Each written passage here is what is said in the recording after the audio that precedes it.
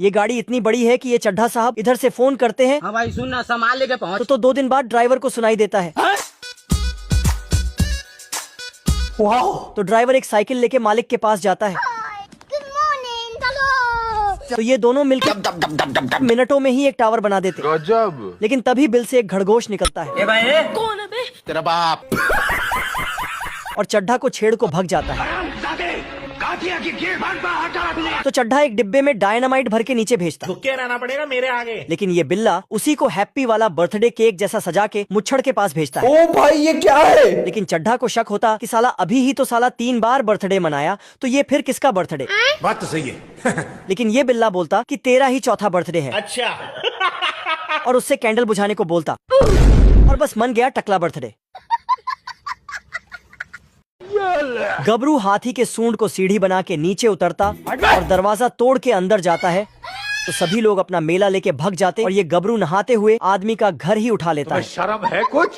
और फुरफुरी नगर के सबसे मजबूत आदमी को अपने साथ मुकाबला करने को बुलाता है। महेश दल्ले। तो पंखुदास उसके कान में घुस के मुकाबले को एक्सेप्ट करता है। अच्छा। तो गबरू जाके बाहुबली के हाथी को एक हाथ से उठाता है। बाप तो बाप रहेगा। तो पंखुदास उसे ही उठा लेता है। और अब रस्सी खींचने का कंपटीशन होता है। तो पंखुदास गबरू को खींचे ही जा रहा होता है। कौन है वो? कौन है वो? तो साला गबरू रस्सी को पहाड़ में बांध देता है। तो पंखुदास अपना च्यवनप्राश निकालता और उसे सूंघ के साले गबरू को पहाड़ को साथ ही खींच देता है और नाती के बेटा को शक्तिमान भी बना देता है।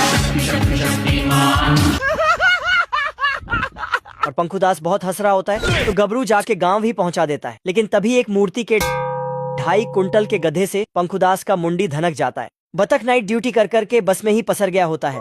तो कंडक्टर आके उसको जगाता है। ये क्या हो गया? तो बतख अपने घर में जाता और अपना गटर साफ करके सोने जाता है। आपका क्या नाम है? लेकिन इधर से कोई कुत्ता का बच्चा उसके घर में बड़ा वाला लेजर लाइट मारने लगता है। कौन है बे? तो बतख दूसरे साइड घूमता। तो बतख पर्दे को बंद कर देता और सोने लगता। लेकिन महेश दल्ले। तो बतख पर्दे को रस्सी से बांध देता साले को बम से उड़ा दूंगा और सोने लगता है। मैं गरीब हूँ। लेकिन कुत्ता का बच्चा लाइट पर्दे को जेसीबी से उठा के बतख की नींद हराम कर देता है। अगर हम करें तो करें क्या? तो बतख पर्दे को बंद करता कि पर्दा ही उखड़ जाता है। तो बतख पर्दे की माँ की आंख कर देता और सोने के लिए जाता है। सारा रात सोया नहीं, सुबह मुझे सोने दो। लेकिन अब इधर से नलके का पानी आवाज करने लगता है, जिससे बतख के दिमाग का नट वोल्ट ही गड़बड़ाने लगता है। तो बतख गिरते पड़ते नींद में ही जाता है और नलके को बंद करके फिर से सोने के लिए बिस्तर पे जाता है।